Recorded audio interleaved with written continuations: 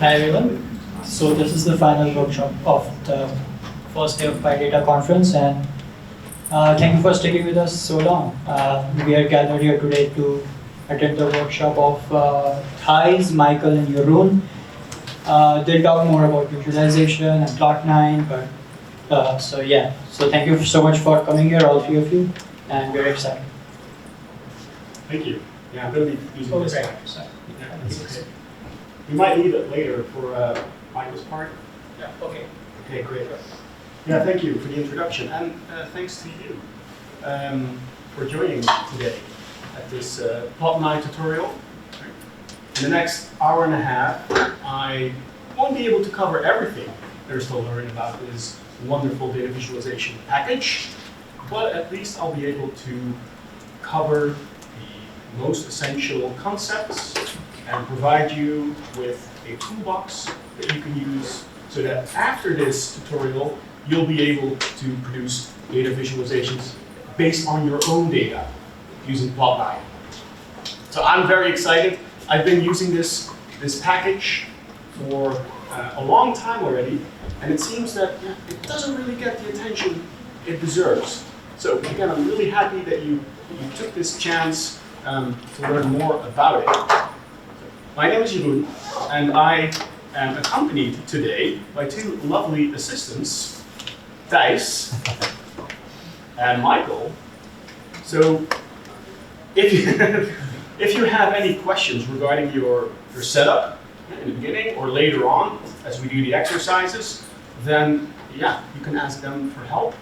If there's anything in general, right, then please ask away as well. I really encourage you to ask questions. I have more than enough material for this hour and a half, but I think it would be just so much more fun if you also would ask questions. So let's get started.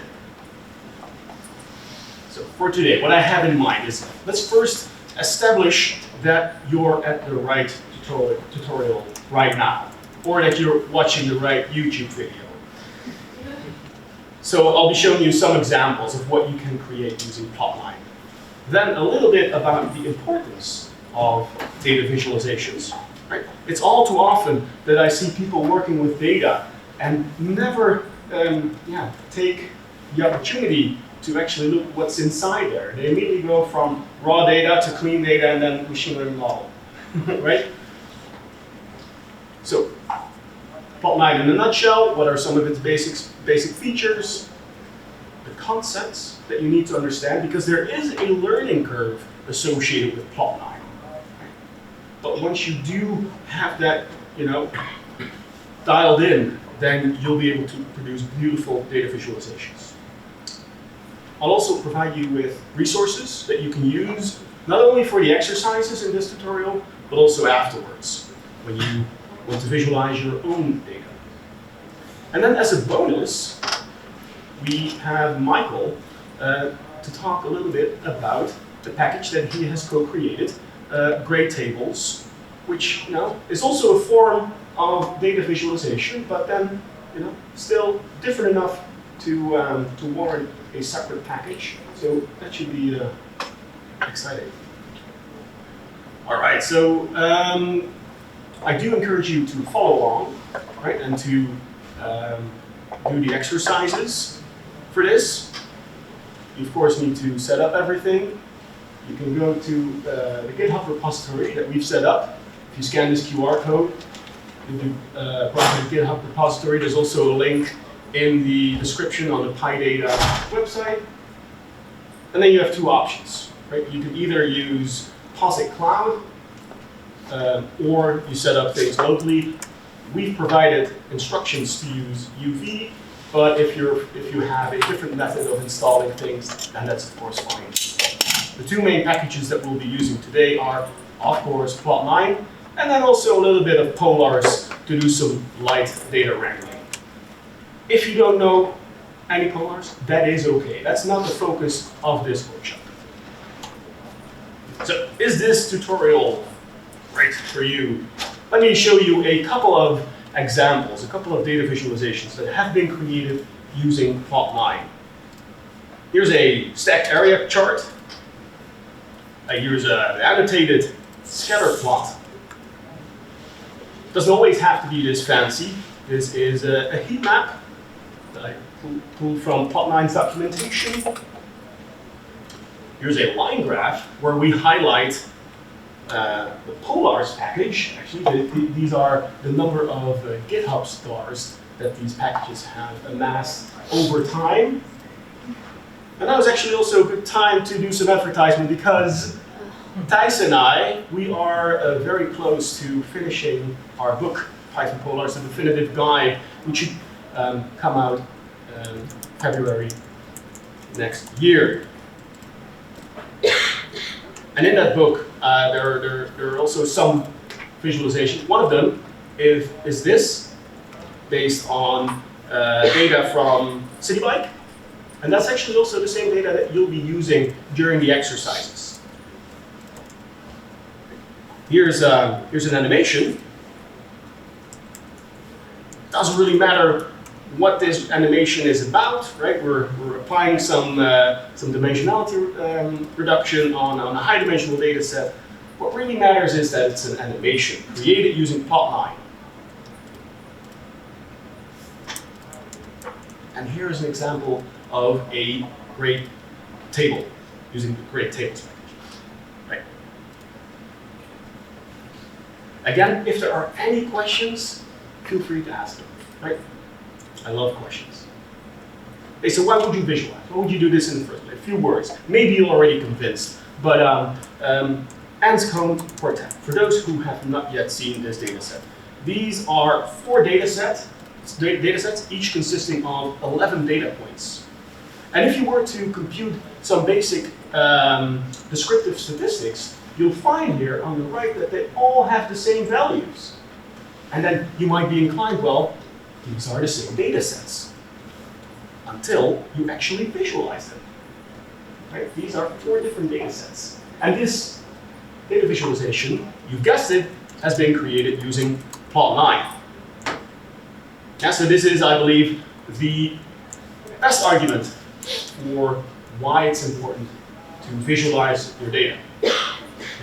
Only that way you can really get some insights into the underlying structure in there. Okay, and this is the corresponding code that you would need in order to create this data visualization. And this is quite a lot, actually, right? I can imagine that this is quite overwhelming, quite intimidating. It's quite a lot of code. Right? Lots of functions in there that you've not seen before. You may guess a couple of things, what each function is trying to do. But what I hope to achieve in this tutorial is that you'll be able to look at this code and see, okay, I know what's going on. And not only that, that you're also able to come up with this yourself. And so it's also good to know that I didn't start with this. Of course, when you're developing software, you never just type it out in one go, right? This is an iterative process. So what you see here is almost that same data visualization, but then only the essentials. So this is created using only 4 lines of code. Now that's a lot less, right? That's comforting to know. And that's one of the strengths of Plotnine, is that you can easily create these ad hoc data visualizations very quickly. And then once you have that, you can iterate on that and then refine your visualization, make it ready for publication.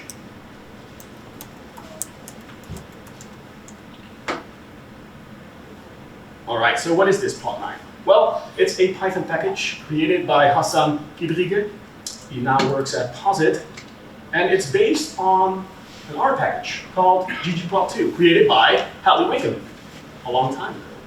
So Plotnine is stable, right? I've been using it for at least 5 years, but it's just not as complete yet, right? And it doesn't have this same ecosystem of plugins that ggplot2 has. Still, I'm certain that you'll be able to create about 95% of all the visualizations that you do want to create. there's some subtle syntax differences because between ggplot2 and Plotnine, because, well, one is an R package and the other is a Python package, right? And these packages, these languages, they're not the same.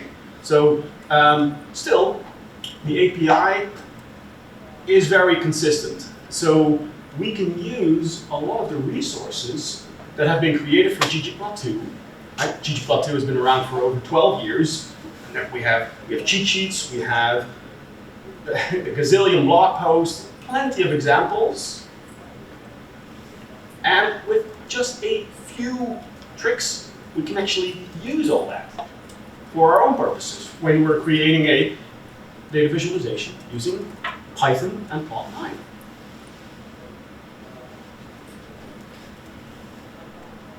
All right, so here are some of the concepts that I think are important for you to grasp. Because like I said, there is a learning curve. It will take some time, but there's a reason for that. The name ggplot, or the two G's, they don't stand for good game. They stand for the grammar of graphics. Right? And this implies that there is some structure to this, some grammar. You see, all these examples that I've shown you in the beginning, they look very different, but they actually have, well, they've been built using the same grammar. They share a lot of structure to them. Yeah, there's a certain language to create this. Okay, we'll go each of these concepts. We'll go over each of these concepts one by one, and I also have some exercises, to see if it all sticks. So you can apply those concepts to that city bike data. And here's the first one, right? Your data. Your data can come in various formats. And generally speaking, you want your data to be in a tidy format. Now, I don't have time now to cover what that means, but in practice, it's usually a long data frame is good and a wide data frame is bad. Yeah? So you can imagine that those 44 data points of the Anscombe quartet can be represented in multiple ways. On the left, we have a long representation where each row is one data point. And on the right, we only have 11 rows. And then we need more columns because the data sets, right, these 4 data sets, they're laid out next to each other. Yeah? The long representation is good because what Plotnine does, it will turn every row into a thing that appears in your data visualization. This is known as a geometry.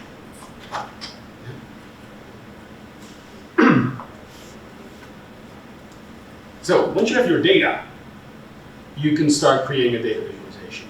Now, the package is called Plotnine, right? I think I've told you that. But the function that you need to use in order to get started is still called ggplot. Yeah? Don't ask me why. But I think, well, if you do, well, let's say you did want to ask me why. I think it is because Hassan really wanted to be consistent with ggplot2 API, right? So, ggplot. Here we specify 2 arguments. First one is the data frame, and this can be a Polars data frame, but it can also be a pandas data frame, right? Under the hood, it is still being converted to a pandas data frame. Now in practice, that's totally fine. You don't have to worry about this, but all this to say that you don't really need to know Polars in order to use Plotnine. It is, of course, helpful if you are able to do some data wrangling in Python, using a data frame library. So the first argument is the data frame, and this second argument, it may look a little bit strange at first. We use this AES function, which is short for aesthetics. And what we do here is we map the columns that we have in our data to aesthetics, right? You can view aesthetics as properties of the geometry that you're about to use. So you can imagine that, right, in this case, we're using a point. Function gOnPoint will create a new layer that creates a point for every row in your data frame. Now, what are the essential aesthetics or properties of a point? Well, it should have a location, right? X and Y. And this is actually, I could have improved this example because what I've left implicit here is the names of the aesthetics, right? The names of the aesthetics are X and Y, and the column names in our data frame are also X and Y. So it's actually a bad example, but hey, that's the way it is. You'll get used to it. So, and you can leave out those two arguments. If you want to map any additional columns to additional aesthetics, then you need to specify. For example, if you want to change the color of each point. But this is the essence of Plotnine. You give it some data, you specify which columns should map onto which aesthetics, and then you specify geometry. In this case, we are creating a scatter plot using the gOnPoint function, but it could also have been a line graph, a box plot, area chart, you name it. Okay, so let's do some exercise, right? For the exercises, I can recommend that you check out the resources. The resources are, well, they're in various places. They're in the presentation themselves, right, if you have that open. But also, if you have the notebook, exercises.ipynb, you can also see some resources here. So the Plotnine documentation, there's a cheat sheet, and I'll show that in a moment. And there's also a link to heuristics for when you want to convert existing ggplot code to Plotnine code, right? From R to Python.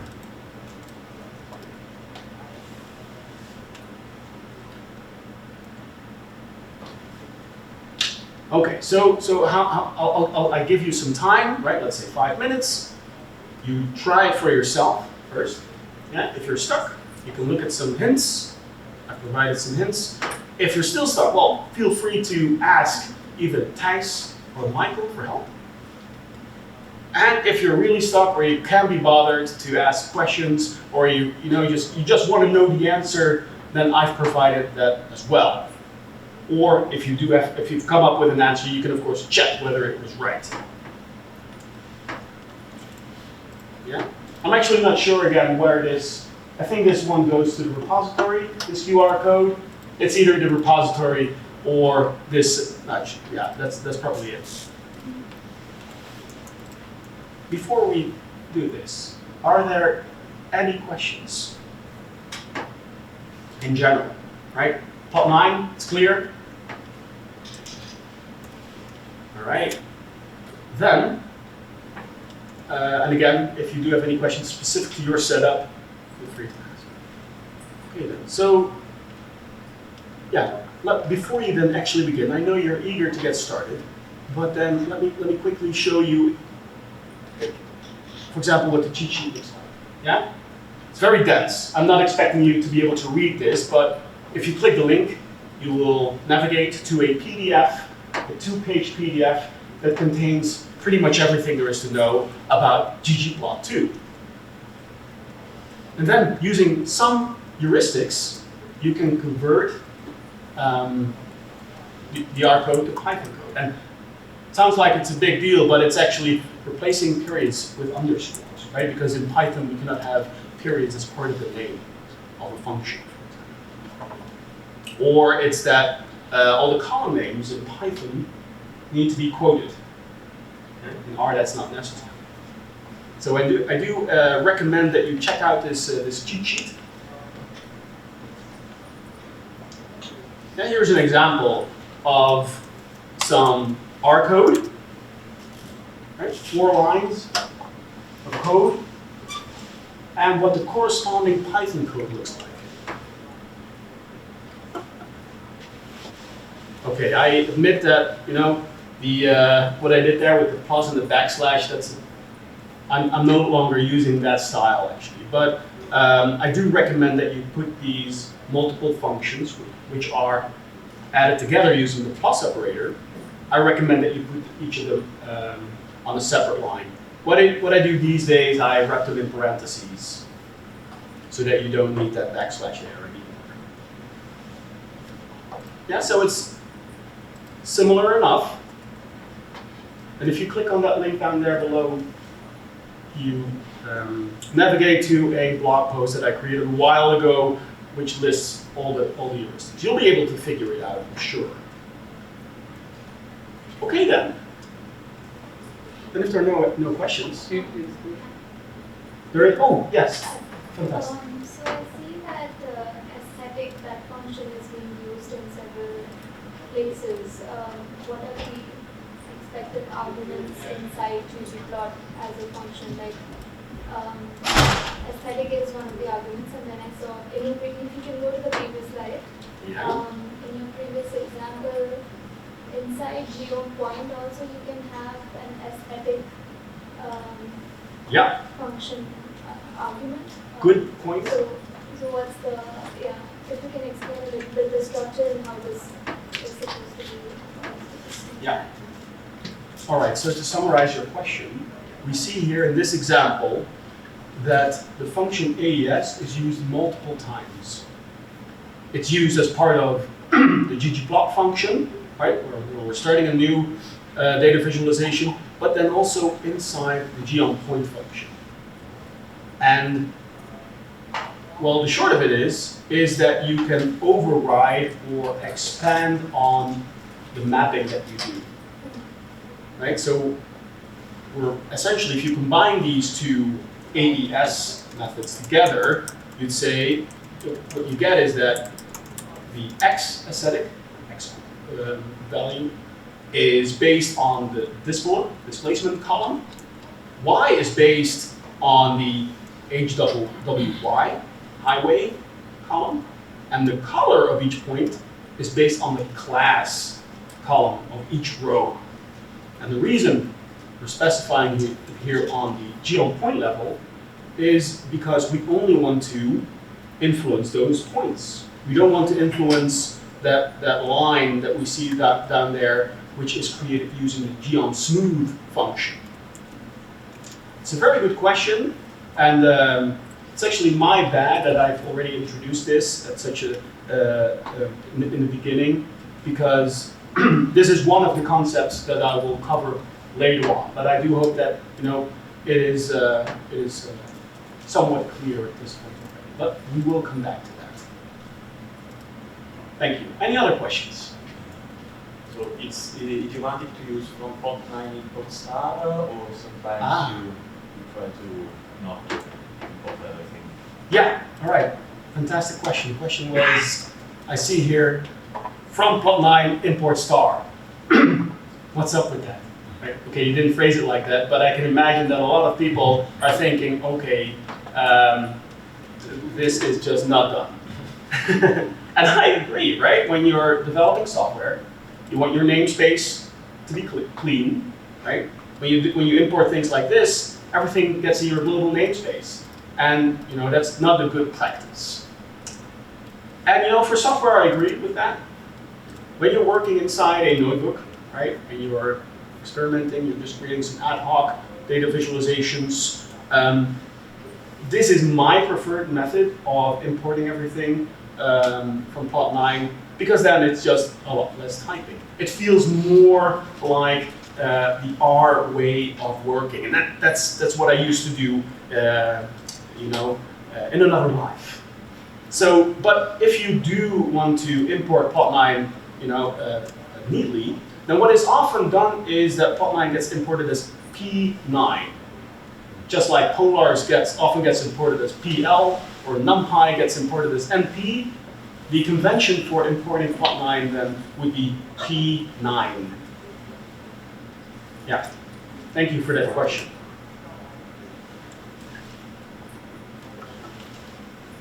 All right, what shall we do? You can get started with exercise 1. Let's start with 5 minutes. Let's see how far you get. And again, don't hesitate to ask any questions. Good luck.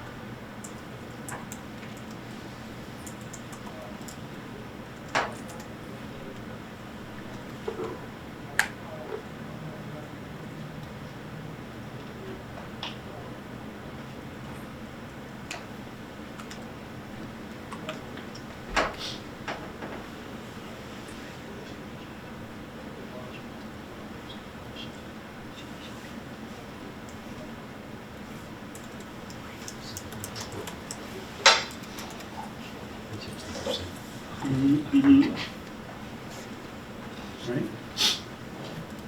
So I'm trying to do something. No cheating, of course.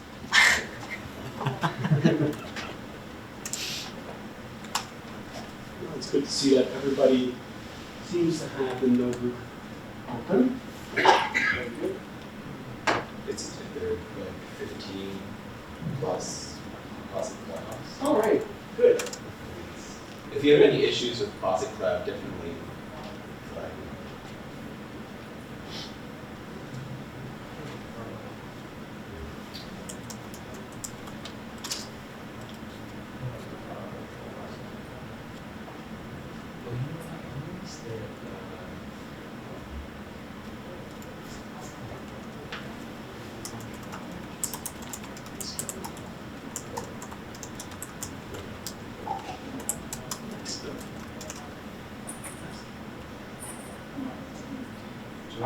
Yeah.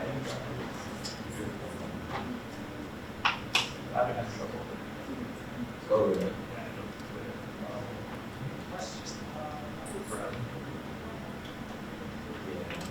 Worst case scenario, we can always delete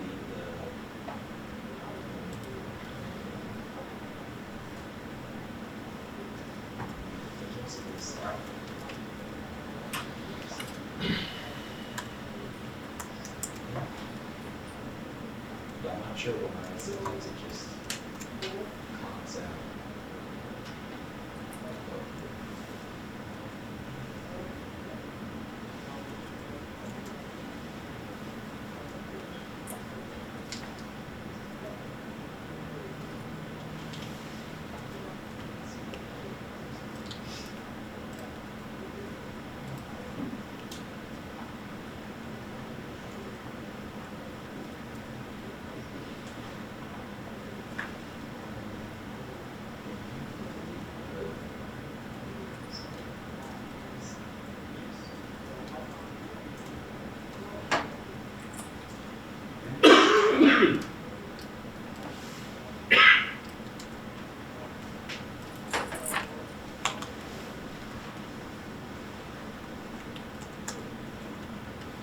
All right, 2 minutes left. Oh, I see. Most exercises do have a bonus question if you have time left. And if you've solved that one, you're of course free to continue to the next exercise if you like to. Yeah, I'm not sure. Maybe it's said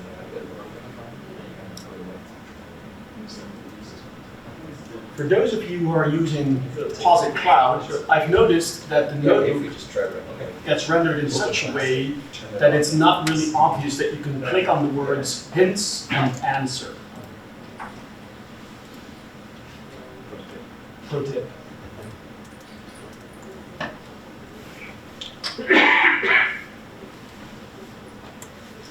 And then also I wrote these up, so the bottom one, bit.ly/Plotnine repo, should take you straight there. So save you from having to type in the GitHub address.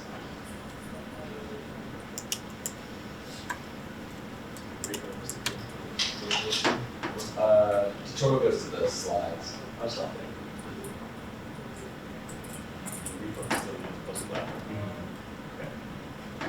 Just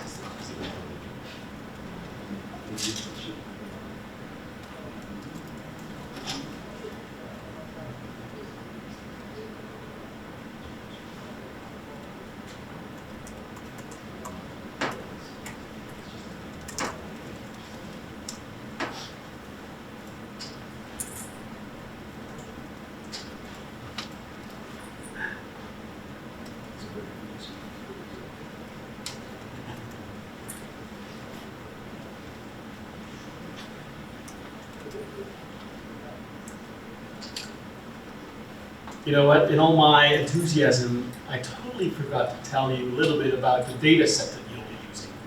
But since I heard no complaints, it appears that everybody is just doing fine, right? We're looking at a rather large data frame containing bike rides from City Bike, which I can totally recommend if you're here in New York City for a bit longer. Do wear a helmet though in this city. And we're focusing here, I'm doing a little bit of a filter here, we're focusing on those trips which ended right here. The bike station closest to the conference, and only those that took less than an hour to complete. So, but still, plenty of data, and Plotnine, by the way, has no problem plotting millions of data points. It uses Matplotlib under the hood, which is of course the OG data visualization package for Python, right? And there's no limit per se on the number of data points. Okay, so I do hope that you were able to have a crack at this. Are there any questions? Who was able to complete exercise 1? May I have a show of hands? Okay, that's about 95%. So, but do let me know, right? If there's anything I can clarify, right? So, what was the question again? Yes, we want to have this basic scatter plot right here. And this here is a much better example because here I'm being explicit about which aesthetics I'm actually talking about, X and Y. And now the columns are also not named X and Y, they're called distance and duration. I should have used this example in my slides. Excellent, let's continue. Okay, the third concept. So there are certain statistical transformations that you can do using Plotnine. Right? Think about grouping or counting things. Yeah? This is quite convenient. So what I'm doing right here is I'm using the function geom_histogram. And what's interesting to note is that I am not explicitly specifying this count column. Right? We see this here on the left. Notice, by the way, that this is so natural to me. I mean, but can we just appreciate for a second how many things Plotnine does for you out of the box? Right? You got your limits all set up based on the data. You got your labels. You got default colors, and so forth. Lots of a legend. Lots of sensible defaults, and it is good to know that each of these can be overwritten. Yeah? If you want the colors to be different, if you want the font to be different, everything. But right now, we're still creating these quick data visualizations. So with geom_histogram, it's a bunch of bars, but what is happening under the hood is that there's also some counting going on. And so Plotnine creates this new column for us, count, which gets mapped to the Y aesthetic. So it's a bit confusing, but notice that the Y column is actually mapped to the X aesthetic. Yeah? Just to make things more confusing. So this is conceptually what is going on under the hood. Right? You provide it with a data frame, but before Plotnine actually visualizes anything, it first does some, in this case, a group by operation. And this is optional. Right? When all the data that you're using for a visualization is already in the data frame, then this is not needed. And you are still free to do any of these aggregations yourself. Right? If you have prepared the data frame in such a way that it can be immediately used to create a histogram or a density plot or a box plot, that works too. Hey, already another exercise. Right. Was 5 minutes enough? Was it too much? It was good. It was good. Okay, thank you. Then let's do another 5 minutes. I think for this one, 3 minutes is sufficient. It's not that big of a. So let's do 3 minutes. Of course, now you're already set up.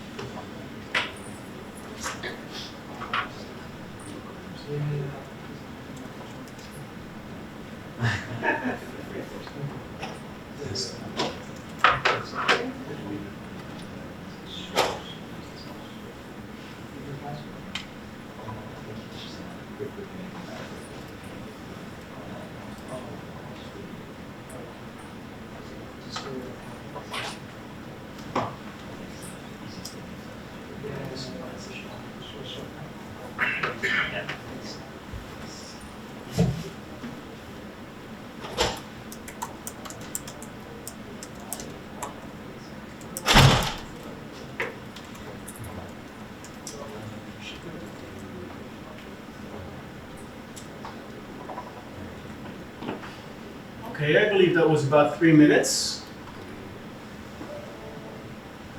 How did that go? Who was able to fix this code snippet? Excellent. Okay, so that's not everybody. If you're still working on this, well, of course, free to do so. In the meantime, I'm going to continue with the tutorial. All right, yet another concept for Plotnine. And this is a tricky one, right? So bear with it. For each aesthetic, right? Each aesthetic mapping, I should say, right? There's this translation going on from values in your data frame to, well, yeah, something that appears in your data visualization. And there's not always, well, there's almost never a one-to-one relationship, right? Somehow, Plotnine has to convert those raw values into pixels. Yeah, so that's what this mapping is all about. And this is influenced by many things. Yeah? So, relatively speaking, when the X value in a data frame, right, related to a certain row is higher, the corresponding point in the data visualization moves to the right. But by how much? Right? That's determined by a number of things. First of all, it's determined by, well, where do we start this x-axis? Does it start at 0? And what is the end? And what is the, right? Is it linear? Or is it on a log scale? So this can be influenced using a collection of functions that start with the word scale. And there is a scale, there are scales for every aesthetic out there. So in this particular example, what I've done is I have turned the x-axis into a log scale, right? Using the function scale underscore x underscore log 10. And for the y-axis, I kept the type of scale, which is by default, right? There's always a default, and for x and y scales, this is continuous. I changed the limits. So by default, those limits are based on the data, right? On the lowest value and on the highest value, and then some. But you can override those. So here I said, okay, no, I absolutely want my y-axis to start at 0 and to end at 20. But scales go beyond the location of a point or of any geometry. Right? Like I said, there is a scale for every aesthetic. So also color, right? Plotnine has to translate raw data values into some color. And depending on the type of the column, and depending on what you want to convey, right, this can be different. What I've done here is I've used a different color map. These come from the Brewer collection of palettes, so to speak. So these take some very particular arguments, so the type and the palette.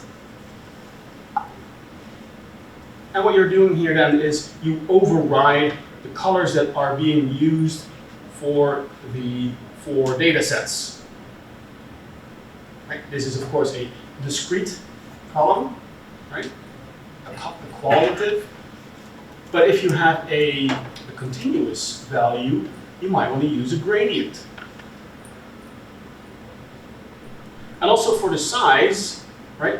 It's a bit contrived in this example, but it does, help me make my point here, in that the size of each point is also determined by the values in the y column.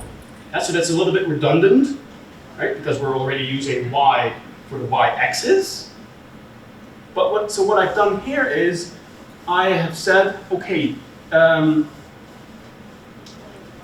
minimum value that I am going to consider in the raw data that will determine the size of each point is 5. Right? So if the value of y is below that, it gets the same size. And same thing, the upper limit is 10.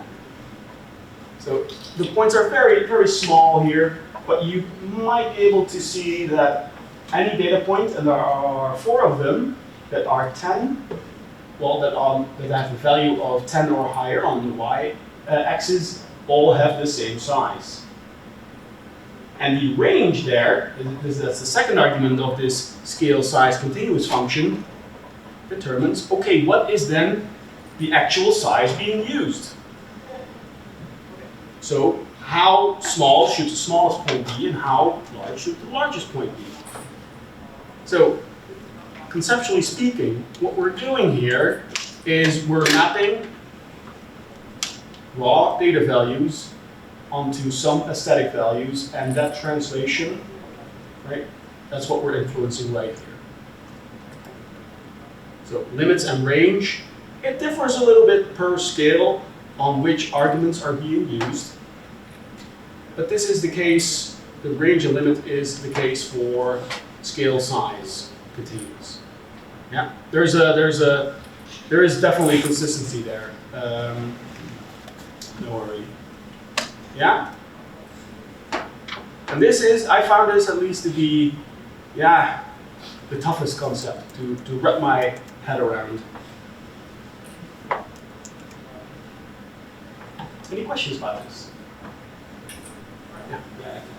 I'm just not familiar with this kind of syntax.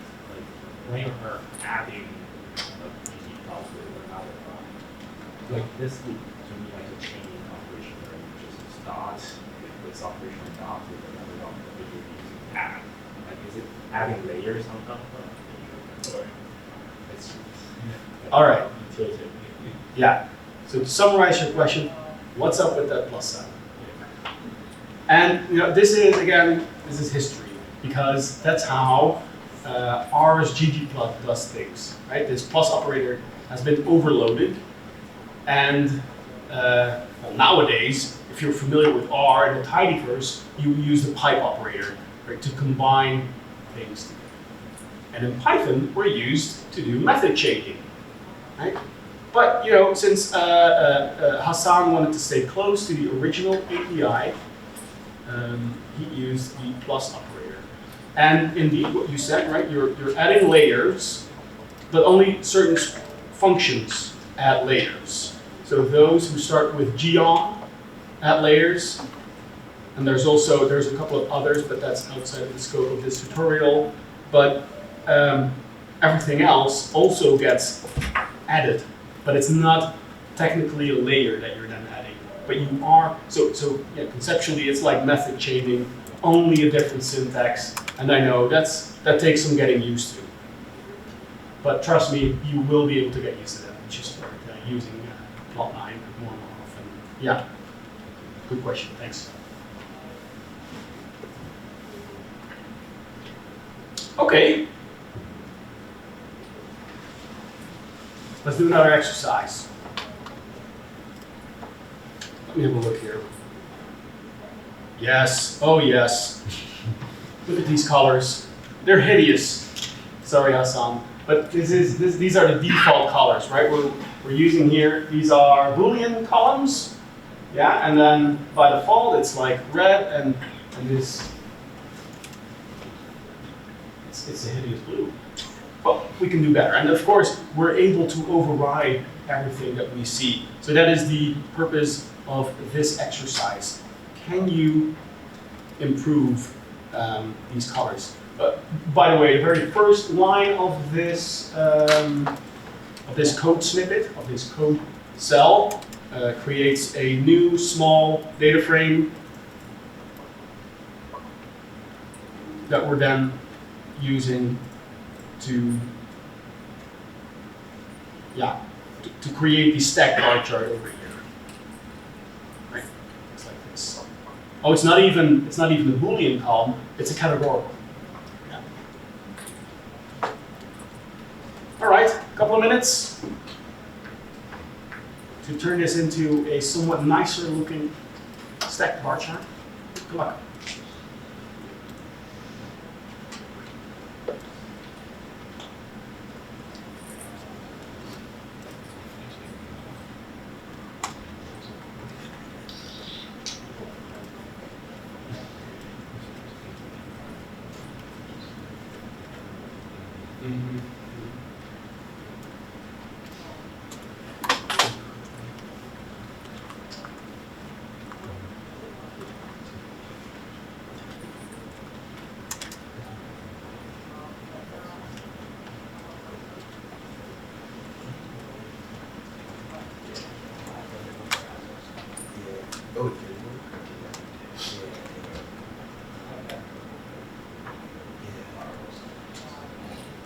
get her code spaces up, so yeah, that should be some issue. You can try it. It's all good. Yeah. Yeah. Sorry about that. Just is.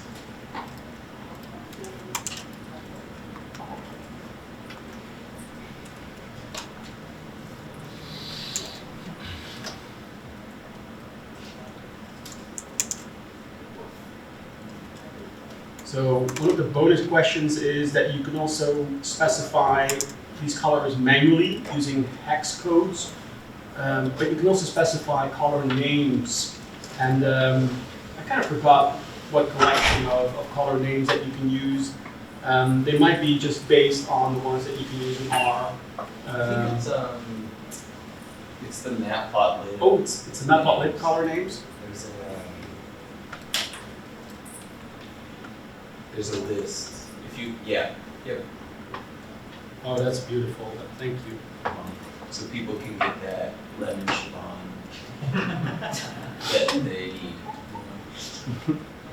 Nice. Thank you, Michael. It's critical. You can use whatever colors you like.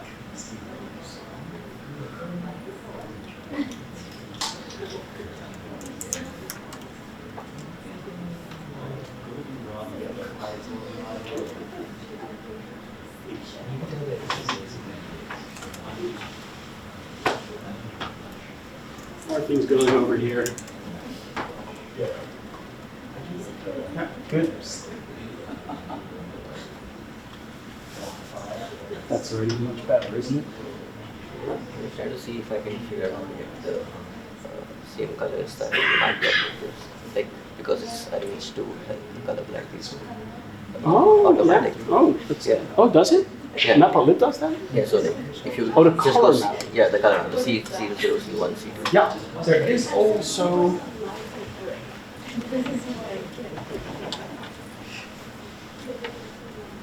Good point.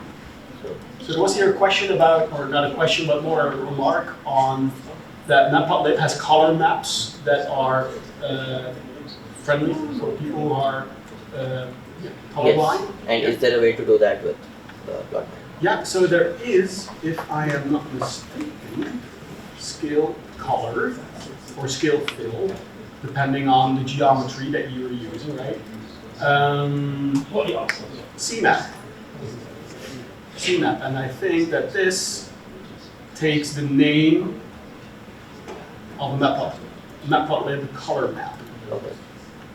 And CMap_D is for a discrete color map.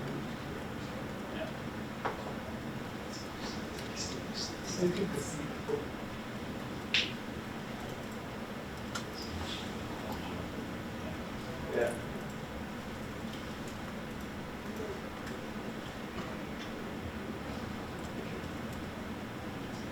Do you know what by any chance? I'm not sure. Trying to look it up.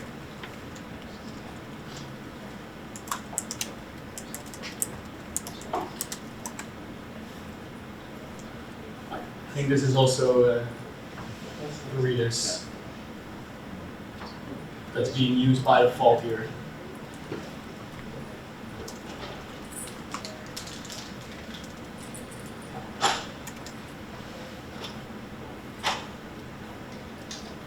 There's also Brewer has that nice website with. Oh yes, Color Brewer. It's always a good one to show.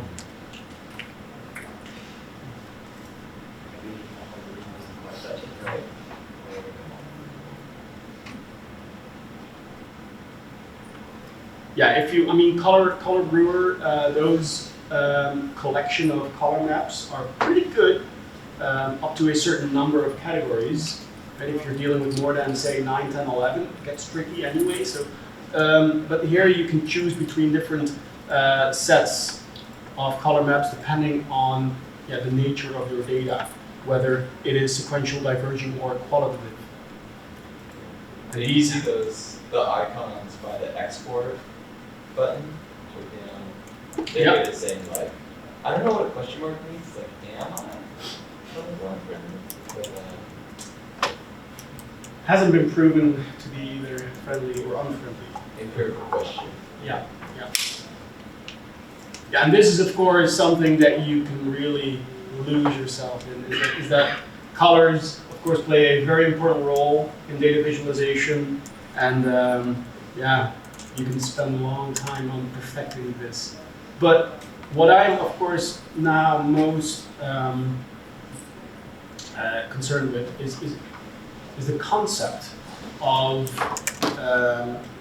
using scales in Plotnine. Is that clear? I have a question.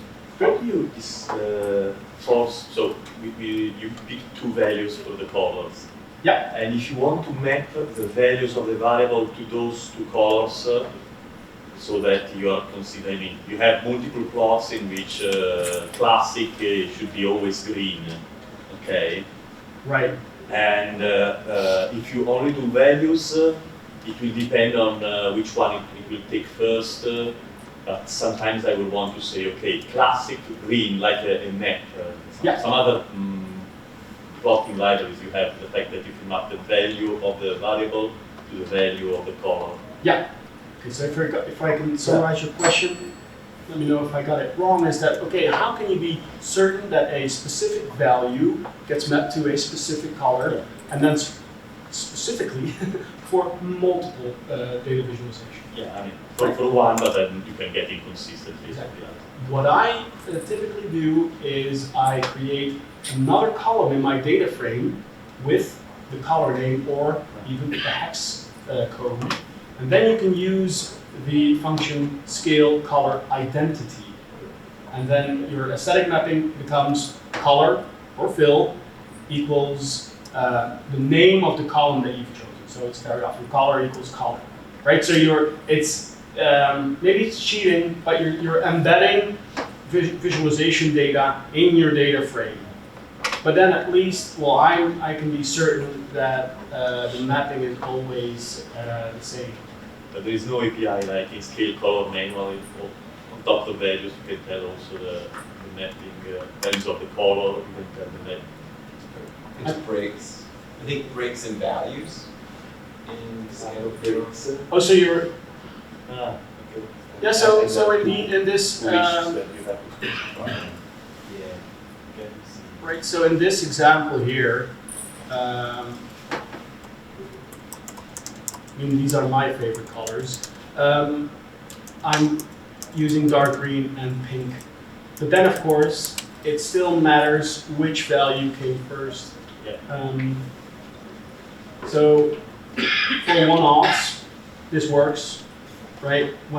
If I were to do this programmatically, I would probably make sure that those names or hex codes are part of the data frame itself. And then you would not use scale fill manual, but you would use scale fill identity. Identity. Yeah. Does that answer your question? Yeah. All right.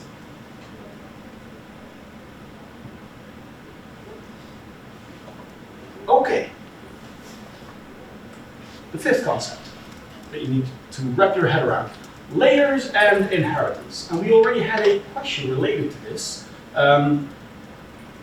Remember, we had a question as in, okay, why do I see the AES function being used multiple times here? So, first of all, layers. Every geom function creates a new layer, right? And the order here matters. The one you specify first gets drawn first. And the inheritance part here refers to both the data and the aesthetics mapping. Right? These are two things that we can specify in the ggplot function, right? Our constructor, so to speak. And when you specify them at this top level, then all the layers will inherit both the data and the aesthetics mapping. And this is, for a lot of cases, this is quite convenient, right? you don't need to specify which data frame you want to use for every layer separately. But you can, if you want to. Sometimes you do want to use a different data frame for another layer. Think about, okay, so bear with me here, but you have a scatter plot, right, with a couple of clusters, and you also have some labels, that's some text. And you want at the center of each cluster to have a single label. Now, the labels need to come from a separate data frame that only has a few rows, one row per cluster. So you would have to do some aggregation, or maybe even some clustering yourself. But then you are able to add a new layer using geom text, geom label, right, to add those labels, and say, okay, I don't want you to use the default data set that contains all the data points. I want you to use this other small data frame, which just contains the labels and the coordinates where they should be put. So that's for the data. And then for the aesthetics, same story. Yeah? Sometimes, not every layer has to have every aesthetics mapping. Coming back again to labels, right? For a label, you need to specify, okay, in which column do we have the text, right? And that's only specific, that's very specific for, well, the geometries, text and label. So what I then usually do is I reuse the AES function and then only add that specific mapping.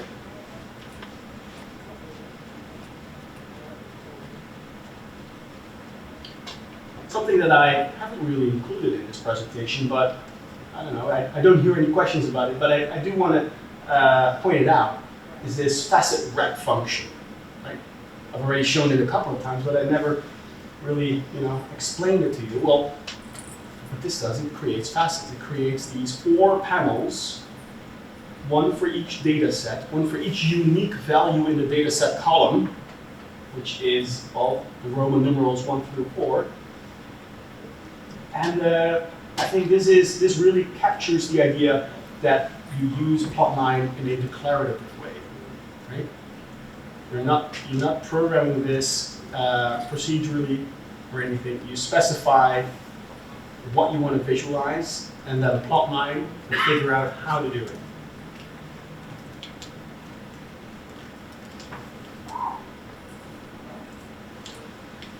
Okay, so related to this, is it related? It's related enough that I've packed it into one exercise. So this is the last concept.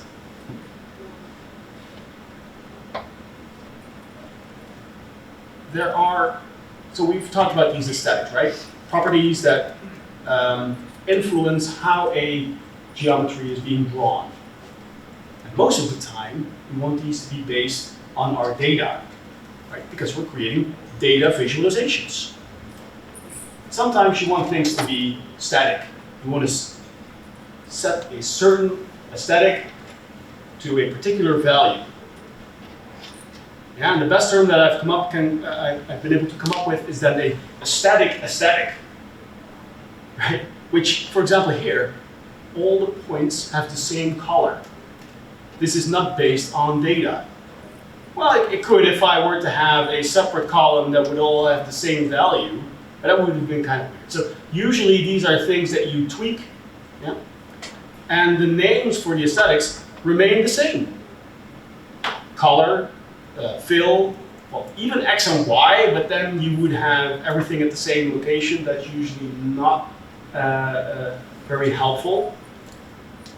But if you want to do this, then make sure that these keyword argument pairs, such as fill equals dark orange and color equals sienna, and size is 3. Okay, so we have here 3 static aesthetics in a row. Make sure that they're not part of the AES function. Yeah, that's a common pitfall.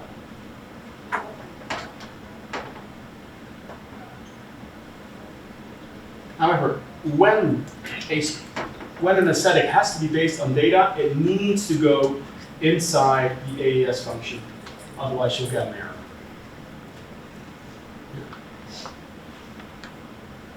All right. No questions. Well, then let's see how you will fare with this one. With exercise 4, related to layers and inheritance.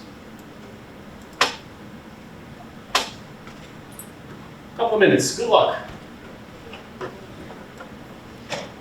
And if you have time left, if you've been going through all these exercises in the past few moments, then feel free to continue with exercise 5, which is, you'll figure it out, and you can spend as much time on it as you like. This won't be a separate exercise that we do in this tutorial, but it's just so that you have something to do if you have time left.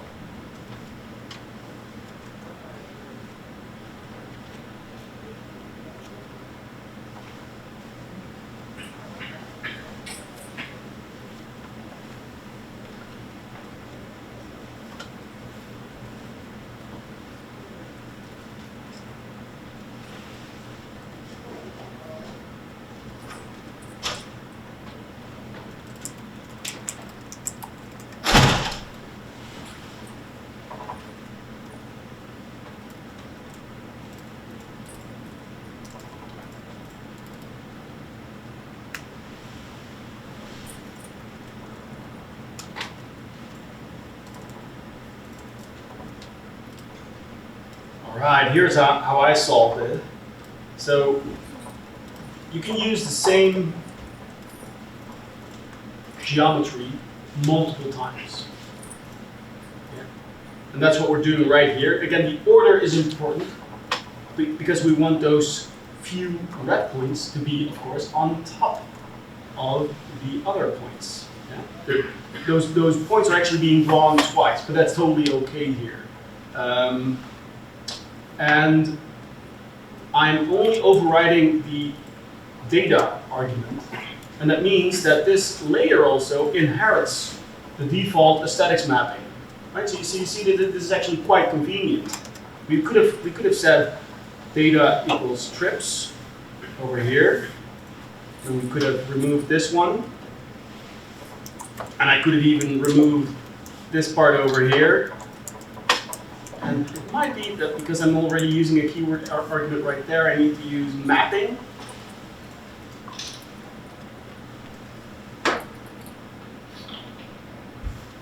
Right, still works. So you can even, although this is not advised, right, because now all of a sudden things don't make sense anymore, I'm flipping the latitude and the longitude here of the second layer. Yeah, so, but in this case it's obvious, which is a good thing, but yeah. So you have a lot of flexibility there. Any questions about using multiple layers and this inheritance of data and the aesthetics mapping? So, all right, the second layer, so the first layer will draw the point black and then you redraw it red, right? Exactly. On top of those will be drawn 18 points because the second data frame, trips_long, only has 18 rows. That's right. Would it be crazy to show trips with scale color identity you mentioned? Like setting trips to black or red? Oh! I only bring this up because I believe in you so strongly. You believe in me that I can do the live coding. All right then, so that would be, so let me just then copy paste some. Instead of creating a filter here, what we're doing here is trips with columns, right? We're creating a new column here, is long, and this is either going to be false or it's going to be true. That's quite a lot. We still have this large data frame, so it's at the very end. Most of them will be false. So let me just overwrite this. Now, we don't need this second layer over here.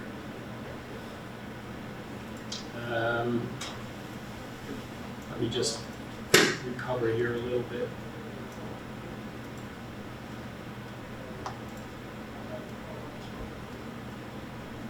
Okay, still works.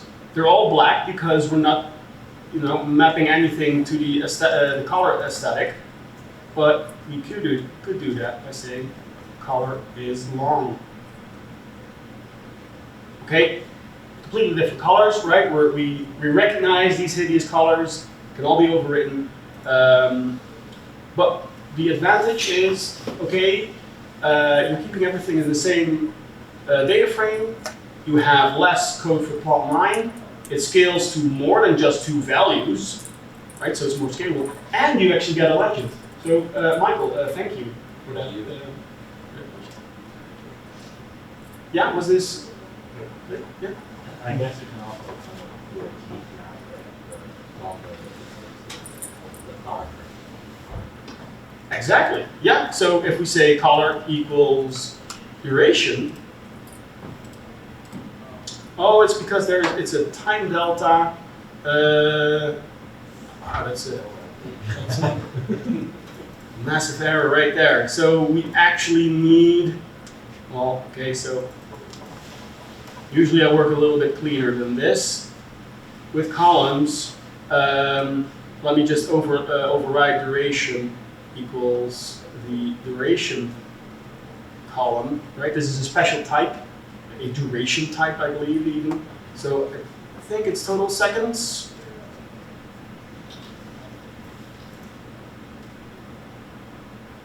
No, it's not. Is it DT? Yeah. Oh yeah, so it's part of the namespace. Thank you so much. So happy with my 2 lovely assistants today. There we go, this worked, duration. There we go. Thank you for that question. This looks great. Okay, coming back here.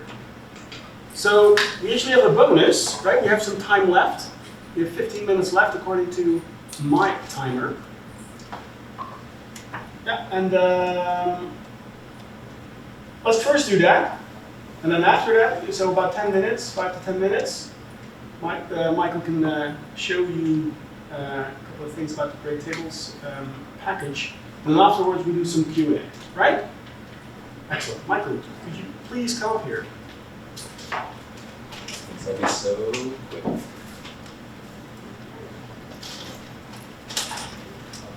Here's the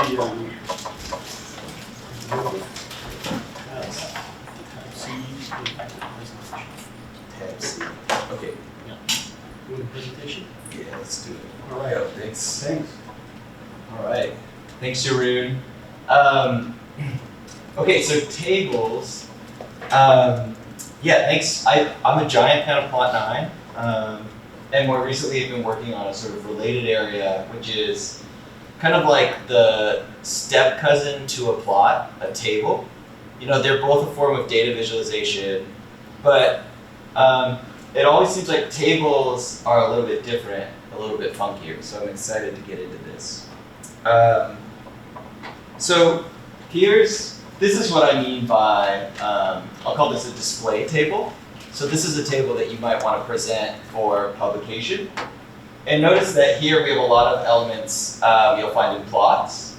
So like the background's color, we actually have a small plot embedded in the table. You know, we have a lot of text information, percentages, things like that. So parts of this could be in a plot, but I think a key to tables and what distinguishes them from plots often is that there are a couple of things. So one, a plot usually has only a few dimensions. So you use a few columns, and you might have an X and a Y axis, you might have some color, but you're limited to a few dimensions. Notice that tables, your values, are often shown as columns. So you don't have to have just an X or a Y, you could actually show 5 or 10 different measures side by side. So that's an important use case for a table where plots tend to not work as well. The other really valuable use case of a table is that they often encode the raw numbers or something close to the raw values. So I don't know why I'm pointing because I could also use the mouse, but this is nice, I like mouse. So here, these are the percentages.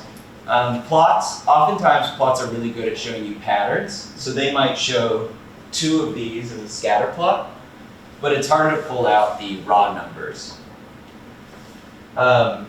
So this is the gist behind the table. The other thing is tables tend to be very compact. So they're really good for metrics or dashboards where people are really interested in the raw numbers. You see this a lot in sports, like basketball or soccer, where you break down athletes and teams. Okay, I'm gonna very quickly run through some of the elements of a table. So I'll say there are 3 key pieces. There's structure, formatting, and style. And what I mean by structure is things like a title. So notice that a data frame doesn't have a title on it. So we put one over this table so people can get the gist of what we're displaying. We have column labels, so we've given nice names to the columns. Whereas data frames, we tend to do things that are easy to type. And then grouping rows. Notice that Manhattan, all the rows in Manhattan are grouped together. So this is a way to do a little bit of natural grouping and emphasis. For formatting, notice that the percentages here have been cleaned up a little bit. So these are whole numbers. So that's often just to make it a little bit easier to read and pull information out of. The other type of formatting we'll talk about is a data plot. So this was essentially a list of data here, and we changed those into small visualizations. So formatted to make it quick to read. The last thing is styling. So we made the background here, we colored it so people can pull out trends. And styling is often like very similar to doing things that happen in plots inside of the table. So you can emphasize trends and patterns.